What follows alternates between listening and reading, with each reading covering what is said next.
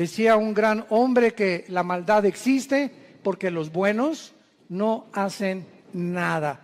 Entonces, si nos limitamos a ser cristianos de domingo y solamente venimos el domingo a persinarnos y a tener un devocional, oír la palabra, y no entendemos la responsabilidad tan enorme que Dios nos ha encomendado, estamos muy, muy lejos de poder verdaderamente presentarnos delante de Dios sin tener nada de qué avergonzarnos. El libro de los Jueces describe, repito, una de las peores épocas que atravesó Israel.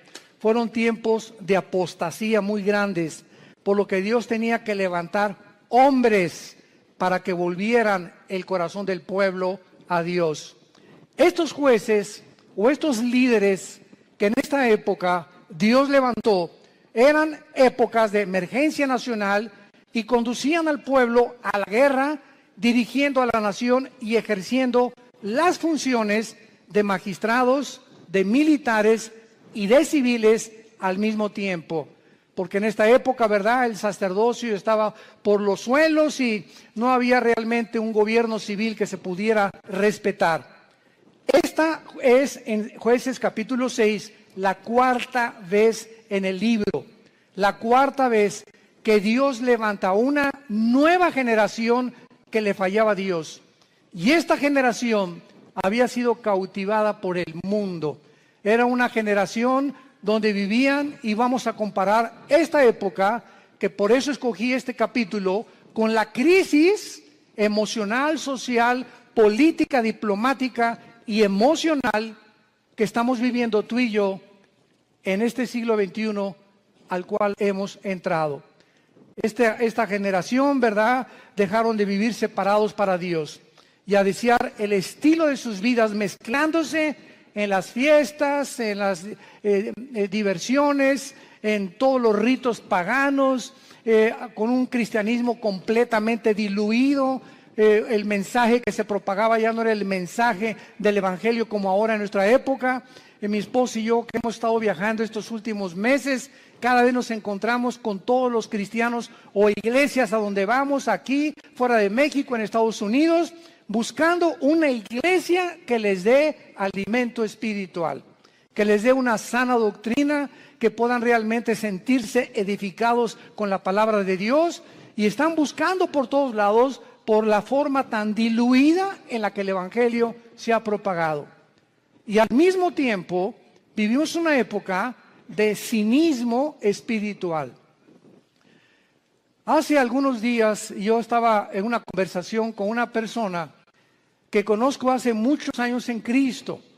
Bueno, este es solamente como un ejemplo de introducción al libro de los Jueces. Y esta persona yo la conozco ya hace muchos años. Es más, él vino y se convirtió bajo nuestro ministerio. Y entonces yo oí hace como algunos meses que él había abandonado a su esposa y había abandonado a sus hijas.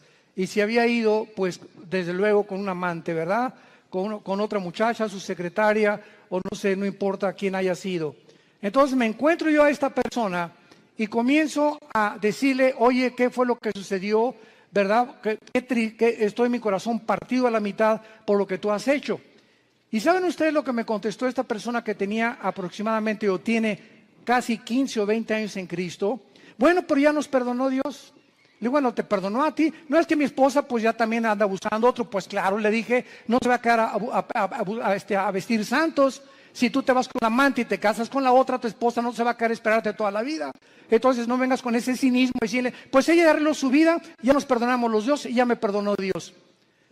Inmediatamente lo que yo detecté fue lo siguiente, que hay cantidad de personas que se llaman cristianas y que piensan de la misma forma, total que Dios me va a perdonar y me puedo divorciar, y ya que me case con otro y forme otro hogar, entonces ya Dios me puede perdonar y comienzo nuevo. Porque él me dijo, bueno, ¿y ahora qué sigue? Le dije, lo que seguía era lo siguiente, si tú abandonas a tu esposa por adulterio y por otra mujer, tú te arrepientes de tus pecados y esperas que tu esposa te perdone y te esperas antes de casarte a que se case ella primera para que tú quedas libre. Esa es la forma en la que la Biblia nos traza el divorcio, el adulterio. Para Dios es algo gravísimo el divorcio, gravísimo. Porque es la santidad más grande que existe y la institución más santa que existe, el matrimonio. Y ahora por cualquier cosa, todo mundo busca, hasta porque no me cocina bien, me busco otra cocinera. Es increíble la ligereza en la que la sociedad se encuentra actualmente. Y de acuerdo a la Biblia, la única causal de divorcio es el adulterio, nada más. Que me pega, pues te esperas y oras por él y se separan temporalmente, pero es el adulterio la única razón, y el abandono de hogar, que el gavilán te pega y se va con otra, que abre la jaula y que vuele lo más lejos que pueda. Pero bajo ninguna otra circunstancia la Biblia aprueba el divorcio. Todo esto lo vamos a tratar en el seminario de matrimonios allá en la Riviera Maya. Estoy preparando una serie de mensajes tremendos. Los esperamos que nos acompañen ahora en octubre. Y este es solamente un caso de cómo vivían los jueces. Era un tiempo de cinismo espiritual. Era un tiempo en que todo lo tomaban a la ligera. Al cambio que Dios me perdona. Esto se llama tomar la gracia con libertinaje. Aprovecharse de la gracia de Dios y vivir una vida de libertinaje. Pues al cambio que Dios me perdona. Vamos a ver estas crisis en la época de Gedeón. Capítulo 6. Del 1 al 5, veamos el escenario en el que se encontraba Gedeón. Los hijos de Israel hicieron lo malo ante los ojos de Jehová, y Jehová los entregó en mano de Madián por 7 años. Recordemos que Madián era uno de los hijos de Cetura, la segunda esposa de Abraham. Cuando se murió Sara, se casó con Cetura, y de ahí nacieron los madianitas. Lo podemos ver en Génesis capítulo 25. Entonces los madianitas eran primos hermanos de los israelitas, o medios hermanos de los judíos. Y la mano de Madián prevaleció contra Israel. Y los hijos de Israel, por causa de los madianitas, se hicieron cuevas en los montes, cavernas y lugares fortificados. Pero pues sucedía que cuando Israel había sembrado, subían los madianitas y amalecitas, y los hijos del oriente contra ellos subían y los atacaban. Y acampando contra ellos, destruían los frutos de la tierra hasta llegar a Gaz. Y no dejaban que comer en Israel ni ovejas, ni bueyes, ni asnos. Porque subían ellos y sus ganados, y venían con sus tiendas en grande multitud, como langostas. Ellos y sus camellos eran innumerables, así venían a la tierra para devastarla.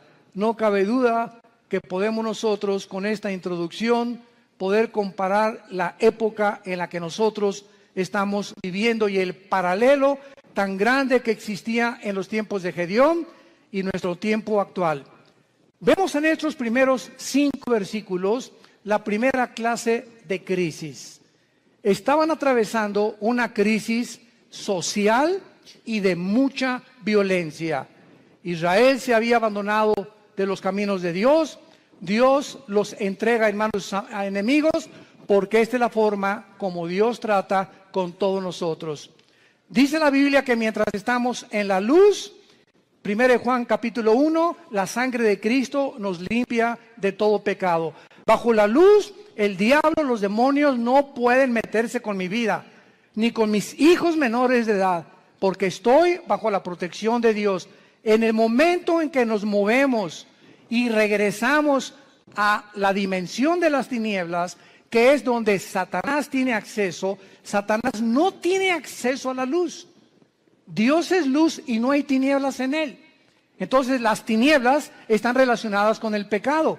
El momento en que tú pecas, o ya traes una mujer en tu mente que no es tu esposa, o ya metiste pornografía a tu casa, o ya comenzaste a hacer cosas que son desagradables a los ojos de Dios, sin que tú te des cuenta, si tú mantienes este tipo de vida, comienza el cerebro y las emociones a ser afectadas, y entonces viene lo que se llama el engaño. donde comienzas a engañarte, porque el pecado tiene el poder de engañarnos, y comienzas a convencerte que no estás tan mal. No, esa es una prostituta, esa sí está mal. No, yo no soy con mi compadre si es borracho, parrandero y jugador. Yo por lo menos estoy casado con mi esposa y tengo mis aventuritas, ¿verdad? De vez en cuando, una canita al aire, pero de vez en cuando. Y Dios es un Dios que dice la Biblia, sus párpados nos examinan y nuestros caminos están delante de Él las 24 horas del día. Y cuando viene el engaño, cuando vienes tú a la iglesia a oír la palabra de Dios como los domingos o los estudios entre semana que muchos de ustedes toman o en el ITI, el propósito de Dios al exponernos a su palabra es abrirnos el entendimiento para convencernos de pecado. Siempre que hay un mensaje de la Biblia, hay algo que el Espíritu Santo usa que se llama la convicción de pecado, porque solo Él, ni el pastor, ni tu compadre, ni nadie te va a convencer que estás mal más que la palabra de Dios. Entonces nos exponemos a la palabra de Dios y tú en esta tarde que escuchas tienes esta oportunidad en la que Dios te está hablando. Yo no sé tu vida. Muchos dicen, es que ¿quién le contó mi vida? Nadie me ha contado tu vida, ni te conozco, mosco. Entonces ese es un problema tuyo y con Dios, pero Dios usa la Biblia, y si tú cuando oyes la palabra de Dios no te arrepientes y sales por esa puerta igual que como entraste, viene lo que se llama la dureza del corazón, que se usa con la palabra porosis en el griego, que es cuando un carpintero o una persona que usa instrumentos de martillos y de cinceles está golpeando y golpeando hasta que te salen callos en las manos. Esto es un fenómeno muy interesante. Y cuando te salen callos, lo interesante que el callo no tiene células. Le metes al callo una aguja y no lo sientes. Trátalo y vas a ver cuando te salga un callo, porque es tejido muerto. Y esta palabra se usa en el hebreo y en el griego para describir la dureza del corazón que muchos cristianos comienzan a tener, donde llega el momento que la palabra, como una espada que quiere cortar, ya no corta, porque ya perdiste la sensibilidad al Espíritu Santo. Y entonces, cuando llegas a ese punto donde ya no eres sensible a la palabra de Dios y que no te das cuenta cuán duro está tu corazón, si eres una persona regenerada por el Espíritu Santo y realmente naciste de nuevo, eres un hijo y eres una hija de Dios, Hebreos 12, Dios te va a disciplinar. Y déjame decirte algo, cuando a Dios le queda esa opción de disciplinarnos, su mano es muy, pero muy pesada. Dice en Hebreos 10, horrenda cosa es caer en manos del Dios vivo. Y no les está hablando a los incrédulos, le está hablando a la familia de Dios. Su mano es muy pesada, porque Cristo dijo, es preferible que pierdas tu mano, tu pierna, tu brazo o tus ojos o lo que sea físicamente, a que entres al infierno entero. ¿Cuántas veces las cosas que nos pasan, accidentes, problemas morales en la familia, etcétera, etcétera, tienen el único propósito de hacer que regresemos a la cruz? Porque Dios sabe, nos ama tanto, tanto, tanto Jesús, que Él prefiere que podamos sufrir físicamente o moralmente con la única razón de regresar a la cruz. Esta crisis social en que estaban viviendo los madianitas provocó, dice la Biblia, que comenzaron a vivir escondidos en cuevas, escondiendo todo lo que tenían en lugares fortificados, vivían en temor. En segundo lugar, en el versículo 6 dice la Biblia, de este modo empobrecía Israel en gran manera por causa de Madián, y los hijos de Israel clamaron a Jehová. Vemos nosotros que aparte de una crisis social, se encontraban en una crisis emocional y económica. Gedeón se encontraba escondiendo el trigo para que no se lo robaran. Vivían bajo el temor y la inseguridad. Dice el versículo 11, vino el ángel de Jehová, se sentó debajo de la encina que está en Ofra, la cual era de Joás Abiserita, y su hijo Gedeón estaba sacudiendo el trigo en el lagar para esconderlo de los madianitas. Y en tercer lugar, no solamente vivían una crisis social y de violencia, una crisis económica y emocional, sino que la peor de todas era la crisis moral y espiritual en que se encontraban. Versículos 12 y 13. Y el ángel de Jehová se le apareció a Gedeón desde luego y le dijo, Jehová está contigo, varón esforzado y valiente. Y Gedeón le respondió, Señor mío, si Jehová está con nosotros, ¿por qué nos ha sobrevenido todo esto? ¿Por qué le pasó esto a mi hijo? ¿Por qué me chocaron el carro? ¿Por qué me robaron? ¿Por qué estamos en la condición en la que estamos? ¿Por qué estoy pide y pide trabajo y no encuentro por ningún lado? ¿Qué está pasando? Señor, si tú estuvieras conmigo, no estuviera pasando esto que estoy atravesando. ¿Y dónde están todas sus maravillas? Le sigue diciendo Gedeón al ángel. A ver, ¿dónde están las maravillas de Dios? Que nuestros padres nos han contado diciendo que nos sacó Jehová de Egipto. Y ahora Jehová nos ha desamparado y nos ha entregado en manos de los madianitas. Y mirándole Jehová le dijo, ve con esta tu fuerza y salvarás a Israel de mano de los madianitas. ¿No te envío yo? Vamos a ver esta aplicación rápido de las tres crisis sociales para continuar desarrollando esta conferencia.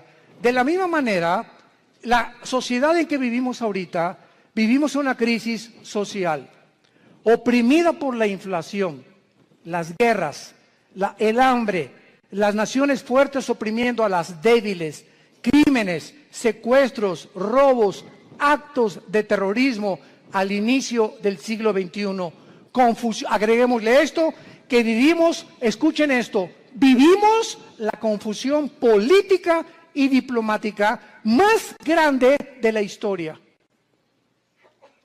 Vivimos la confusión política más grande y diplomática de la historia. Podríamos decirle nosotros que nacimos después de la Segunda Guerra Mundial, que desde la Segunda Guerra Mundial, que Estados Unidos se levantó como la supremacía política, económica y militar del mundo, seguido por la Unión Soviética o las repúblicas socialistas soviéticas, hasta el siglo XXI hemos entrado a un punto donde ya entre las mismas naciones, a pesar de la grande tecnología y los avances científicos que tenemos, nos encontramos tan confundidos políticamente, donde ya los gobiernos del mundo ya no saben qué sistema de gobierno utilizar, si socialismo, si comunismo o socialismo y comunismo mezclarlo, si democracia, si monarquía, porque los sistemas que se han probado hasta el siglo XXI, las mismas democracias han fracasado.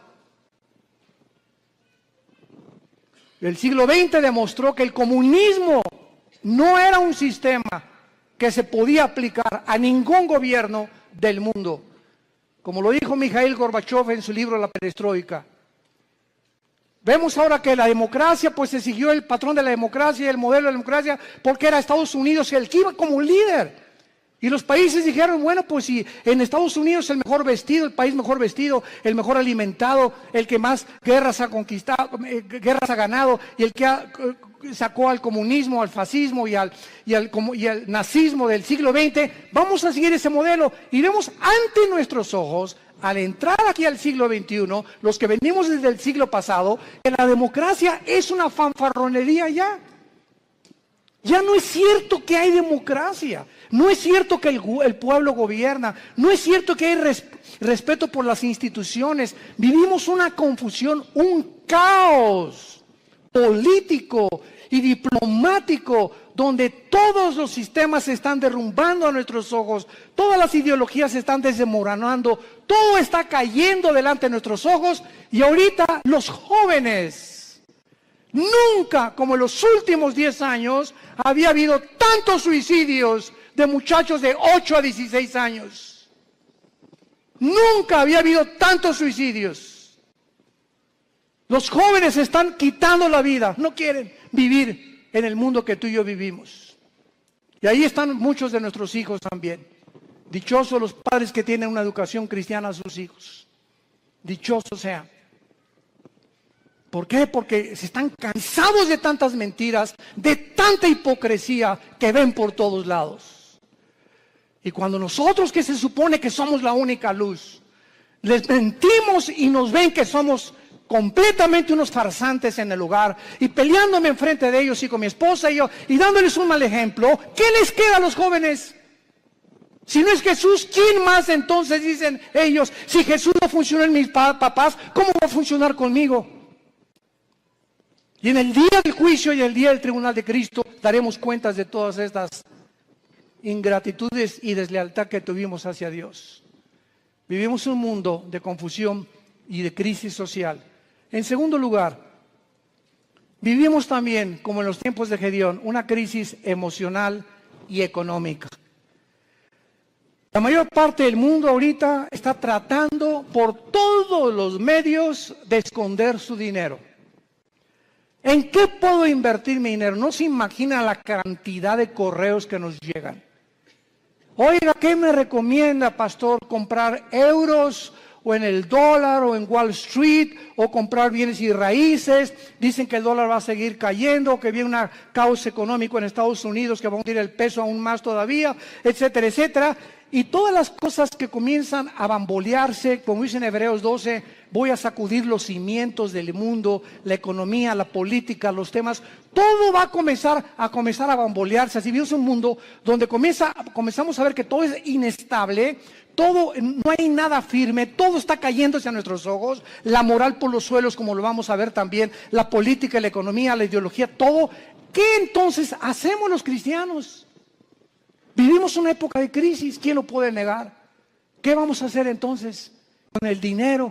¿Vamos a estar igual que el mundo, preocupándonos en qué invertir, escondiendo el dinero debajo del colchón de la cama?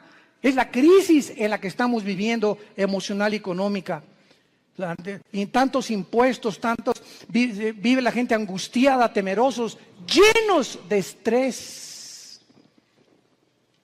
La clínica Mayo en Rochester, una de las clínicas más prestigiadas en medicina, el Hospital Hopkins en Inglaterra, de Estados Unidos, de las instituciones más prestigiadas en medicina, llegaron a un acuerdo el año pasado, que la causa número 1 de problemas físicos en el ser humano actualmente y emocionales tienen una sola raíz.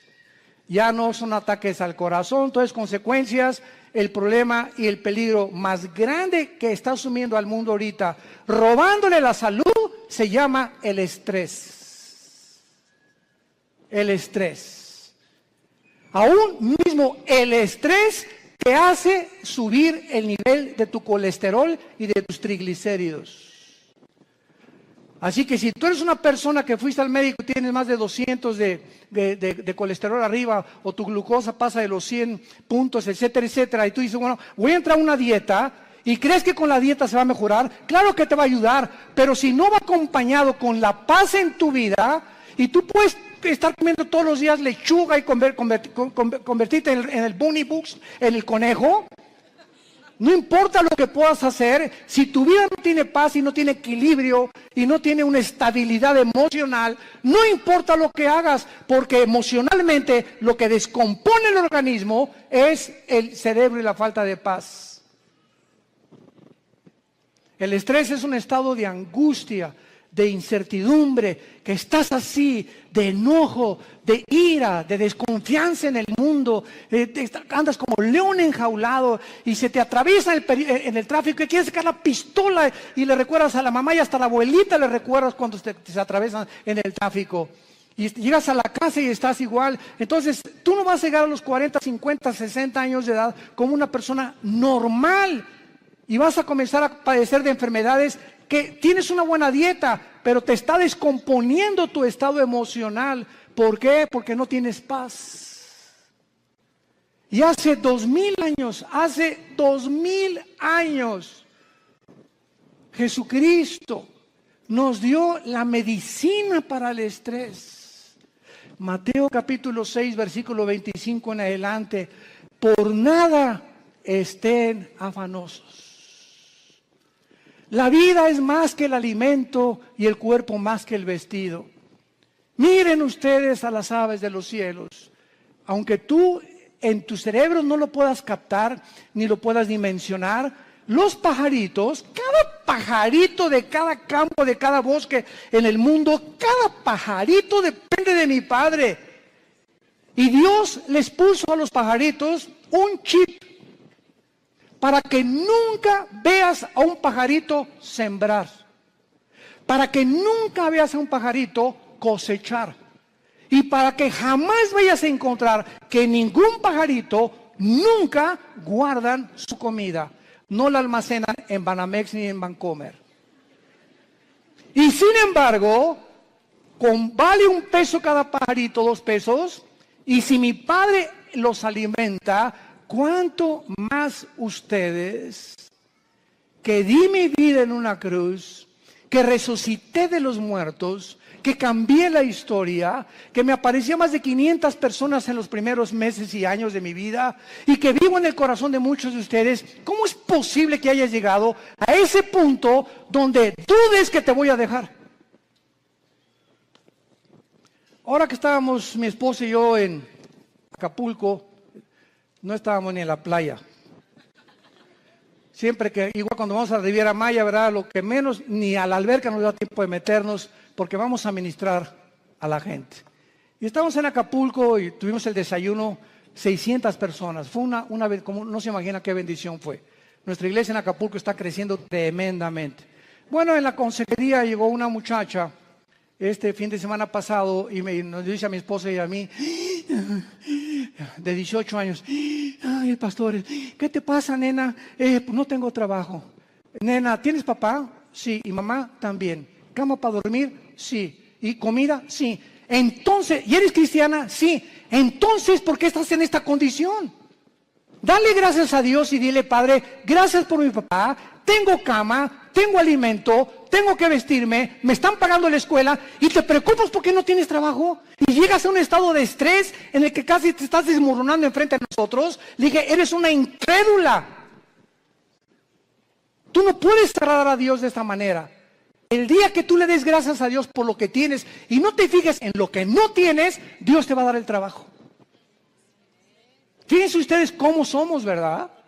¿Cómo somos nosotros?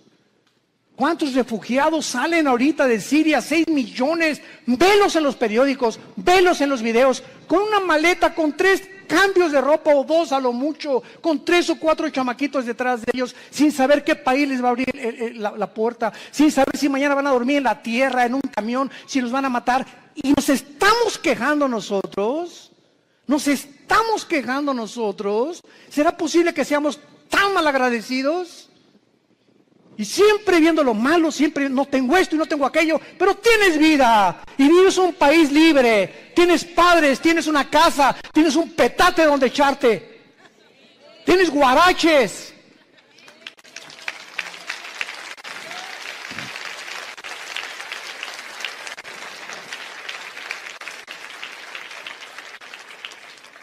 Vivimos una crisis moral y una crisis espiritual, no cabe duda. Y tenemos que entender que no es como comenzamos, recuerda esto, sino como terminamos lo que vale delante de Dios. Como este muchacho que comenzó muy bien, 20 años discipulándolo, ya se va con una otra chamaquita y deja a su esposo y todo. Le digo, recuerda que no es como comenzaste, es como terminaste. Y estás terminando mal, le dije, vas mal y vas a acabar mal.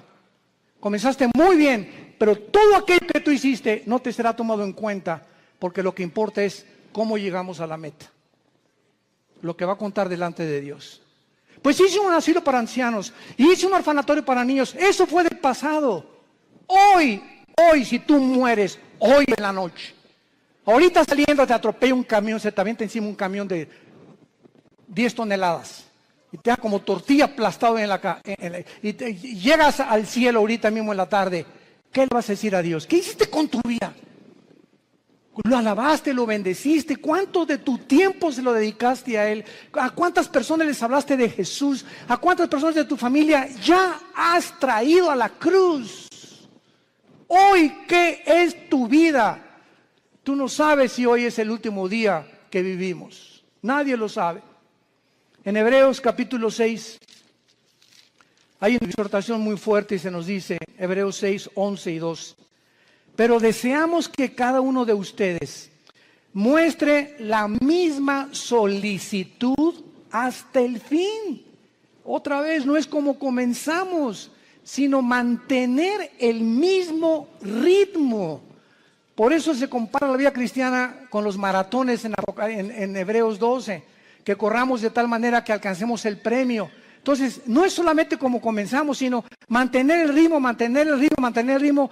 Y vienen los ánimos, y vienen las tormentas, y vienen las lluvias, y problemas, y el dólar, y el petróleo, y las guerras. Y nada te apachurra, nada te amedrenta, nada. Ay, pues ya se fue las cosas. Ay, ya me quiero morir. No, de todas las cosas, el espíritu que Dios nos ha dado es un espíritu de poder, es un espíritu de amor, de dominio propio. Pero cuando tú te despegas de este libro y cuando tú abandonas a Dios, viene como una catapulta, como un huracán, como un tsunami, todos los problemas en tu vida y no tienes fuerzas para poder soportarlo, ni para poder resistirlo, y te vienes al suelo y te emborrachas y te drogas y abandonas a tu esposa y comienzas a buscar las salidas fáciles porque no tuviste el poder que no le dijiste al Espíritu Santo que te fortaleciera.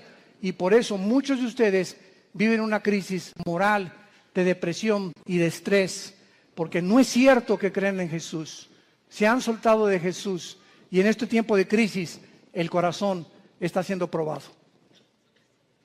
Dios nos está probando en esta época porque escúchenme, somos la última generación que estoy seguro que nos vamos en el arrebatamiento de la iglesia.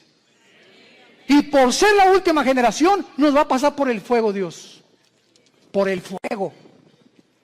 Y las pruebas van a demostrar cuántos realmente eran hijos e hijas de Dios.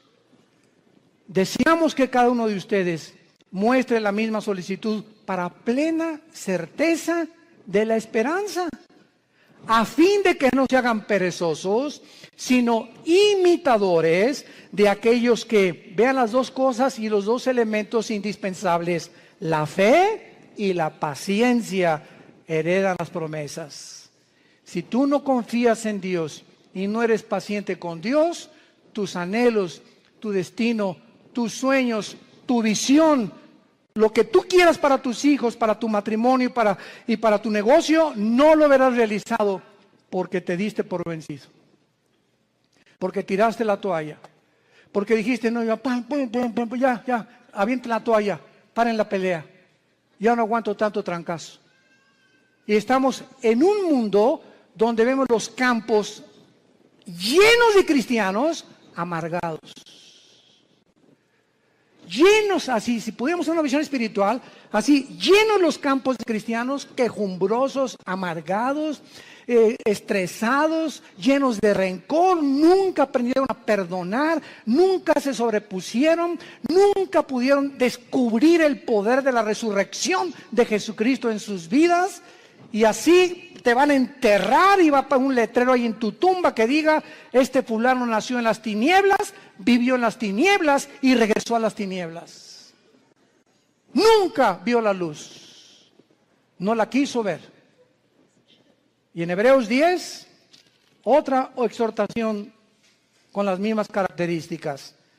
Hebreos 10, 35 en adelante. No perdáis pues vuestra confianza, que tiene grande galardón, porque les es necesaria la paciencia, para que habiendo hecho la voluntad de Dios, obtengáis la promesa. Pero aún un poquito y el que ha de venir vendrá y no tardará, mas el justo vivirá por fe. Y si retrocediere, no agradará a mi alma.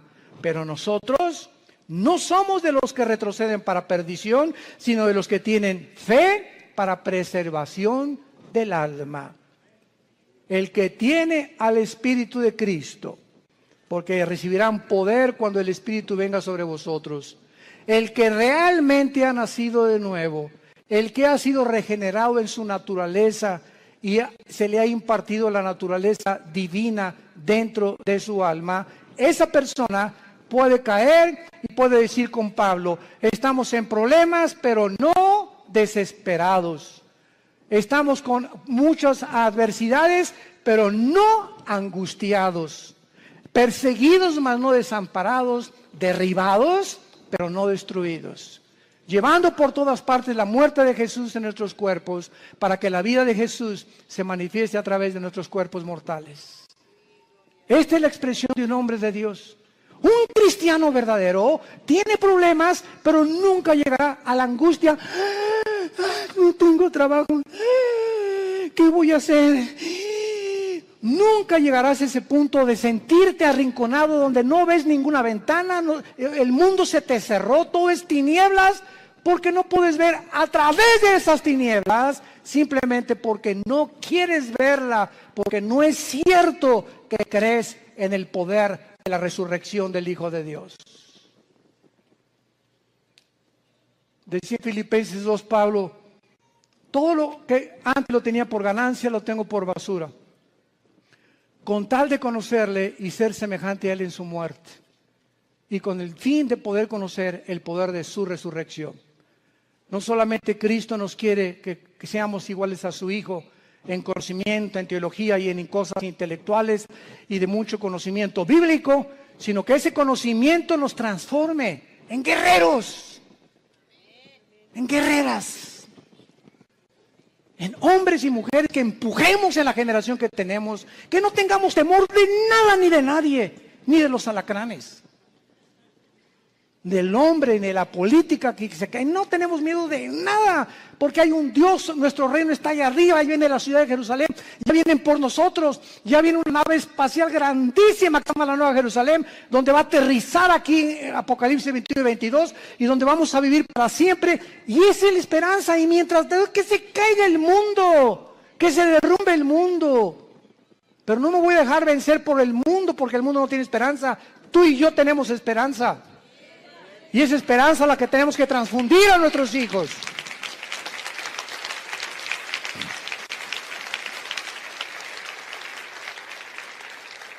No caigamos en lo que al principio Gedeón estaba cayendo. Si Dios existe, ¿por qué me está sucediendo esto?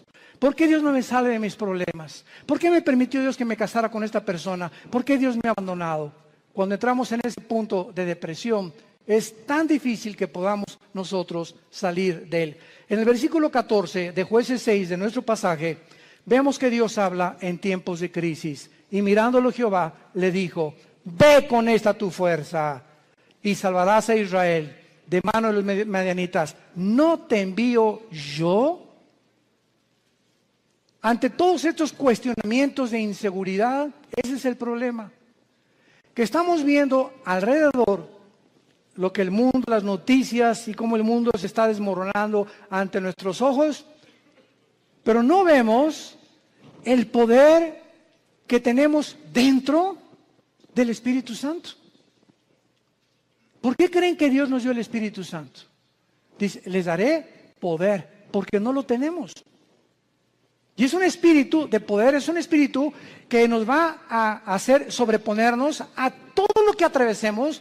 Aunque pasemos por el fuego no nos quemará, por el agua no nos ahogaremos, y aunque un ejército nos rodea a nuestro alrededor, Jehová es mi luz, mi salvación y mi esperanza, no temeré de nada ni de nadie, Él es mi pastor, nada me faltará, aunque ande en valle de muerte, no tendré miedo de nada ni de nadie. Y todo este espíritu y toda esta capacidad que tenemos dentro es precisamente para vencer al mundo. Y dice 1 Juan capítulo 5, todo el que es nacido de Dios vence al mundo. Y esta es la fe que ha vencido al mundo, nuestra fe.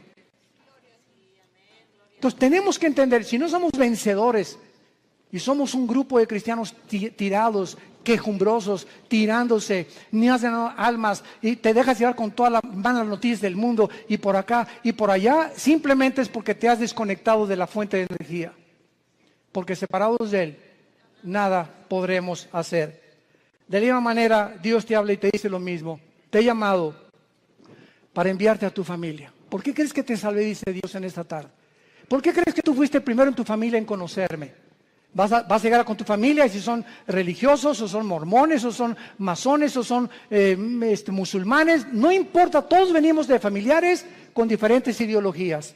Y Dios toma a una persona en la familia para iluminarla, para darnos el conocimiento. Así comenzamos en nuestra propia familia. En la familia nosotros comenzamos con mi hermano Alejandro, que es el director del Instituto Teológico Internacional.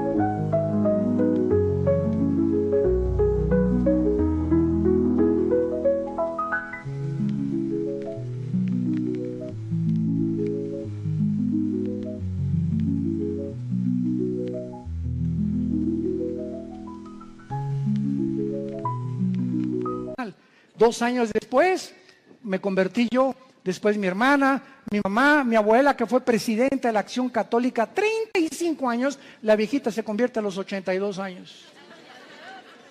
Que fue la que murió a los 93 años, Dios la tenga en su presencia. Pero toda la familia de repente, ¿verdad? Con el testimonio y con todos ahorita, todos los nuestros, ¿verdad? Desde luego, ya primos tenemos que no, pero lo que somos hermanos y todos de nosotros, todos somos cristianos y todos servimos a Dios. Fue una bendición enorme, una gracia que Dios nos dio. Pero ¿por qué, verdad? Porque esa es la misión de Dios, salvar familias. Tú y tu casa, yo y mi casa serviremos a Jehová, dijo Josué antes de morir. Y si ustedes creen que no vale la pena servir a Dios, sirvan a los ídolos. Pero yo y mi casa serviremos a Jehová. Y finalmente,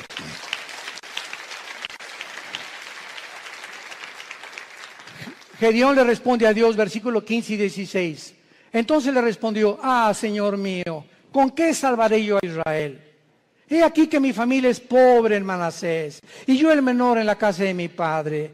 Jehová le dijo: ciertamente yo estaré contigo, y derrotarás a los madianitas como a un solo hombre. ¿Has tú también argumentado igual con Dios? Señor, pero ¿cómo salvaré a mi familia? ¿Cómo les puedo testificar si soy débil?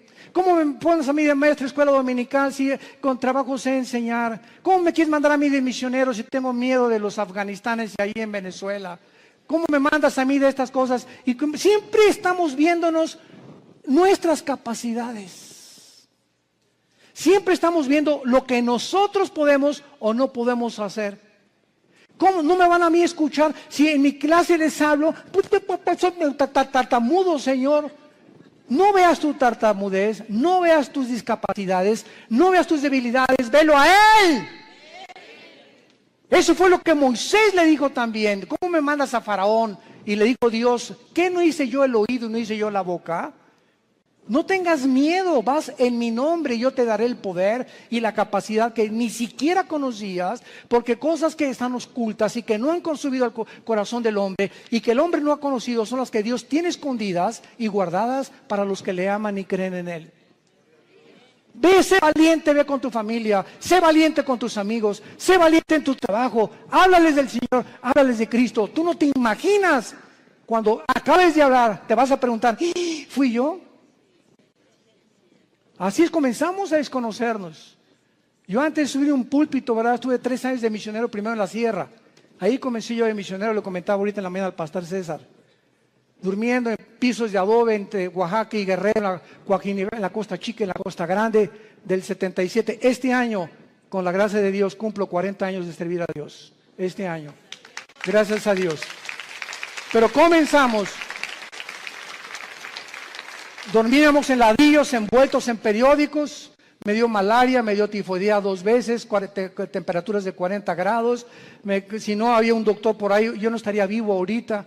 Y en esos 3 años yo entiendo ahora qué es la forma en la que Dios me quería forjar para que ya entrara yo al ministerio en el 79 con el grupo de Luis Palau, y en el 81 formamos Vida Nueva para México, ya comenzamos las iglesias en los 80s, pero ha sido unas etapas y un proceso de quebrantamientos, de humillaciones, de pobrezas. No teníamos ni para comer, comíamos lo que arrancábamos de los árboles, lo que yo pescaba ahí en Acapulco. Era una crisis tremenda, y todo ese tiempo fue un tiempo de prueba, de quebrantamiento delante de Dios. Pero sabe una cosa, cuando uno pasa eso, uno pierde el miedo, el temor a ser pobre.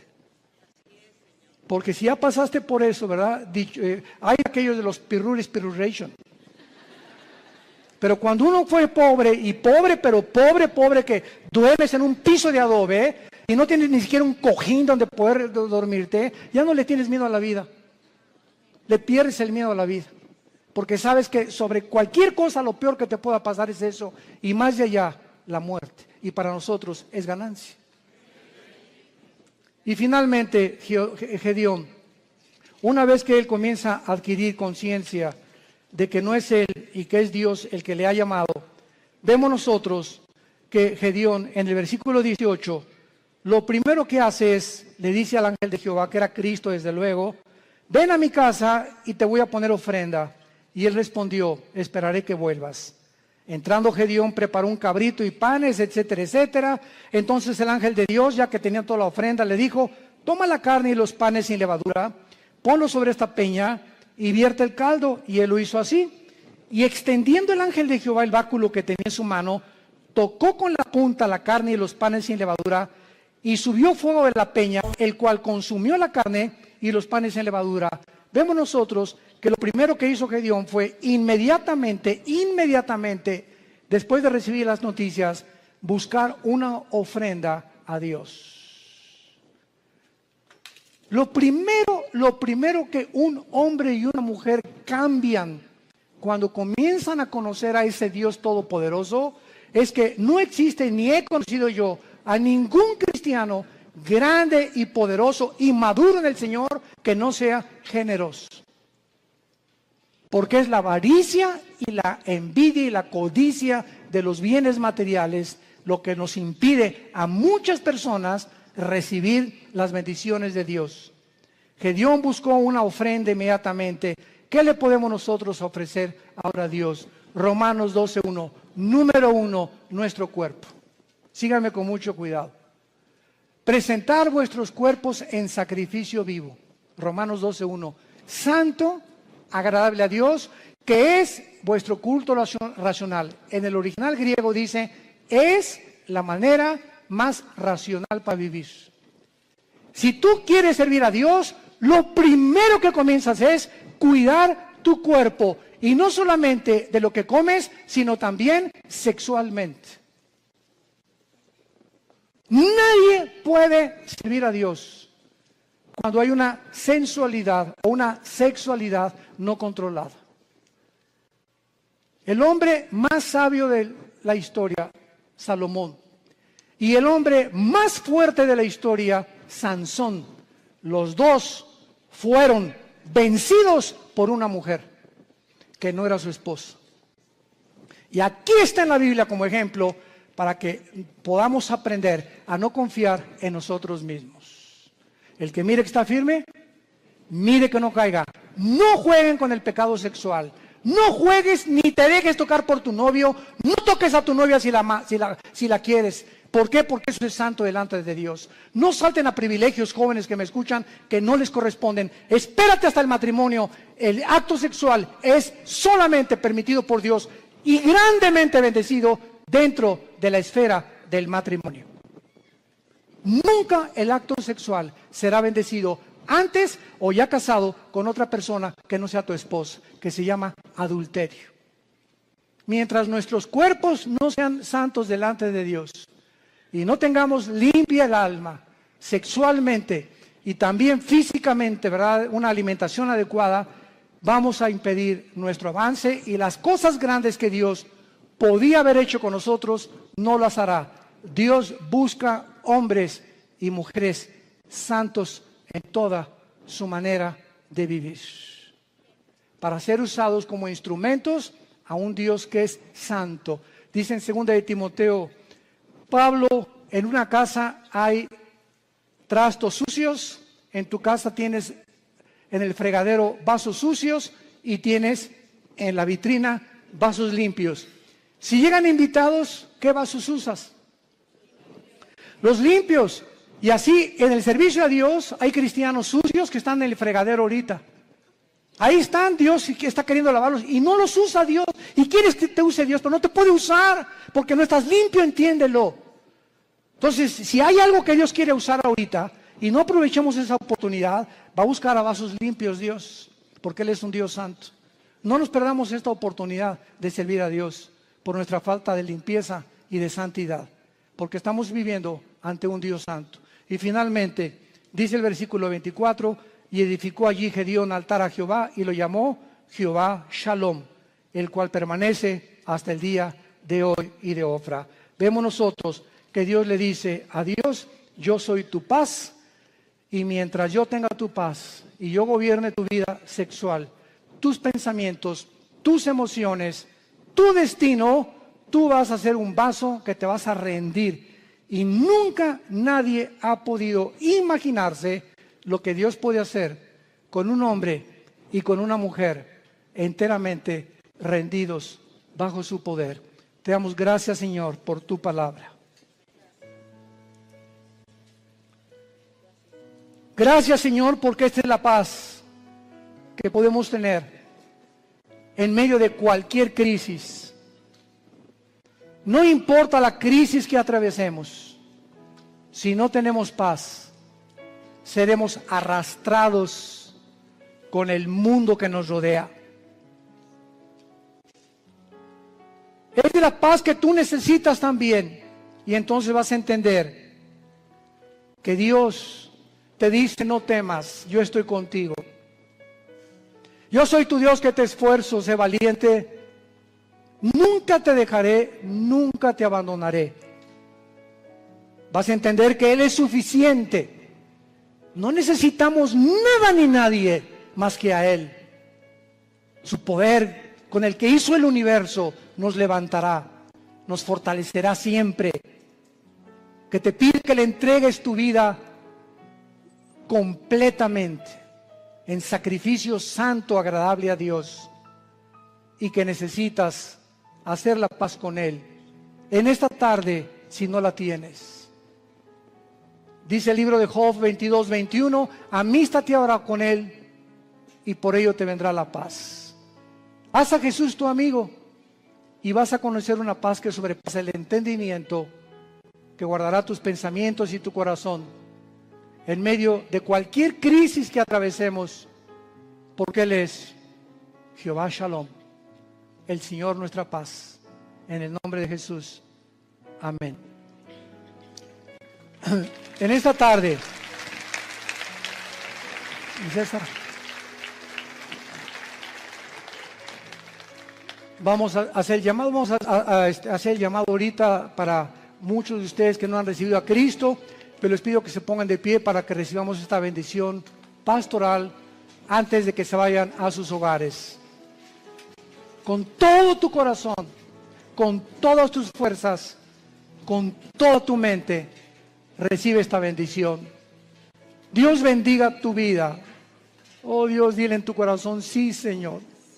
Dios bendiga tu matrimonio. Dios bendiga a tus hijos. Dios bendiga a tus padres, a tus hermanos, tus animales domésticos. Dios bendiga tu trabajo, tu entrada y tu salida.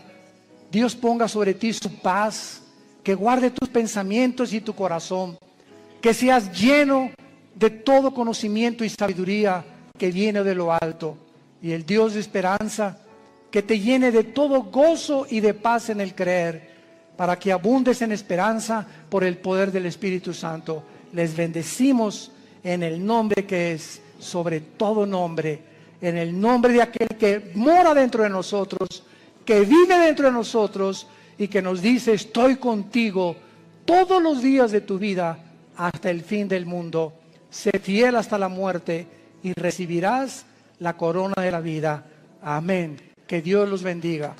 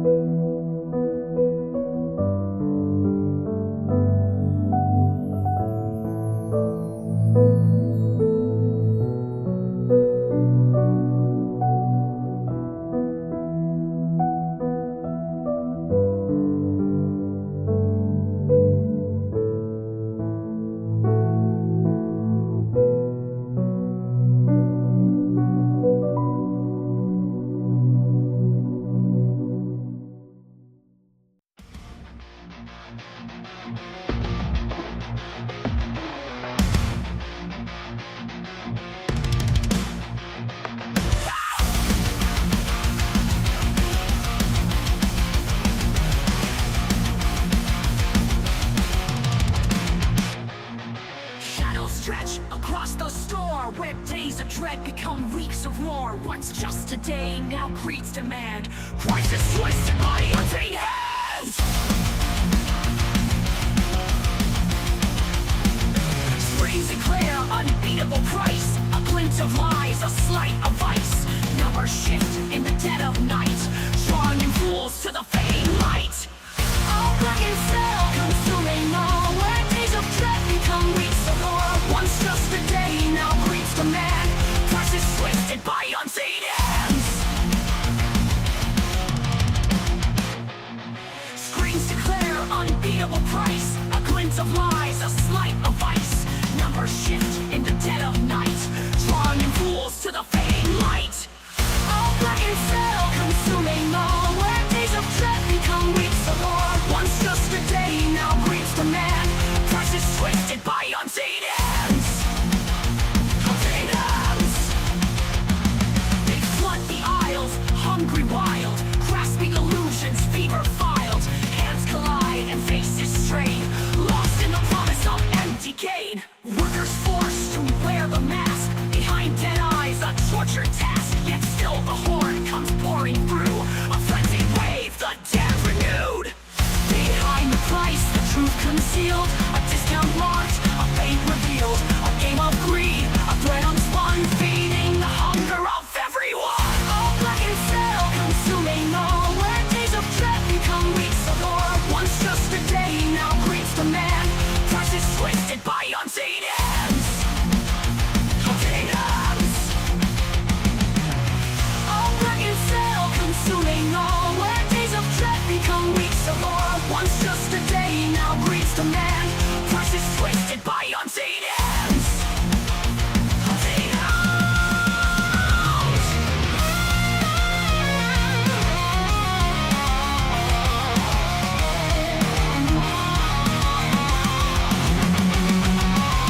One step back, pulse from the fray, watching the masses drift away. For what is won and what is lost when peace awaits at no such cost. Oh, black and sail, consuming all, where hollow deals and spirits fall. The siren call, the crowded floor, lost souls instead forevermore.